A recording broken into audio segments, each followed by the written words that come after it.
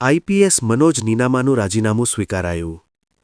અરવલ્લી જિલ્લા પંચાયત ચૂંટણીમાં રાજકારણમાં ઝંપલાવશે. વર્ષ 2006ની બેચના આઈપીએસ અધિકારી મનોજ નીનામાએ પોલીસ સેવામાંથી રાજીનામું આપ્યું છે. શામળાજી તાલુકાના ઝાબ ચિતરિયાના વતની નીનામા હવે રાજકારણમાં પ્રવેશ કરશે. મનોજ નીનામા 6 એપ્રિલ સોમવાર સાંજ સુધી આઈજીપી તરીકે સ્ટેટ ટ્રાફિક બ્રાન્ચમાં કાર્યરત હતા.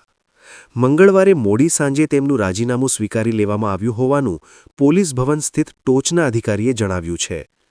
તેઓ રાજ્યકક્ષાના મંત્રી અને પૂર્વ આઈપીએસ પીસી બરંડાની જેમ પોતાના વતનમાંથી રાજકારણમાં ઝંપલાવશે. તેઓ અરવલ્લી જિલ્લા પંચાયતની સીટ પરથી ચૂંટણી લડવાની તૈયારી કરી રહ્યા છે. અરવલ્લીના ભિલોડાના વર્તુળોમાં થતી ચર્ચા મુજબ રાજીનામું આપનારા મનોજ નીનામા ભાજપમાંથી અરવલ્લી જિલ્લા પંચાયતની ચૂંટણી લડશે તેવી શક્યતા છે. સર, આપે રાજીનામું આપ્યું છે, શું કહેશો? રાજ્ય સરકારમાં મેં 1985થી એક ક્લાર્ક તરીકેની કારકિર્દીની શરૂઆત કરેલી અને અહીંયા આઈજી સુધી પહોંચતા લગભગ મારા રાજ્ય સરકાર સાથે 42 વર્ષ જેટલો સમયગાળો મારો ગયો છે અને અત્યાર સુધી રાજ્ય સરકારમાં 8 જેટલી કેડરમાં જુદી જુદી કેડરમાં મેં ફરજો બજાવી છે અને ફરજો દરમિયાન સરકારશ્રી સાથે ખૂબ સારા અને સુમેળભર્યા વાતાવરણમાં મેં ફરજો બજાવી અને એ બદલ પણ હું રાજ્ય સરકારનો પણ ખૂબ ખૂબ આભાર માનું છું.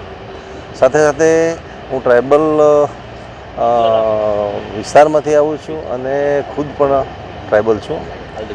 એટલે હવે પછી જે અમારું ફોકસ રહેશે એ શૈક્ષણિક અને સામાજિક રીતે જે અમારે હજી કરવાના જે કંઈ કાર્યો છે એ કરવાનો અમે પ્રયત્ન કરીશું અને ભવિષ્યમાં આ કામગીરી કરવા માટે જો સારી ઓફર અમને મળશે રાજકારણ અંગેની કે અથવા કોઈ પણ ઇન્સ્ટિટ્યૂશનલ તો અમે ચોક્કસ એ બાબતમાં વિચાર કરીશું.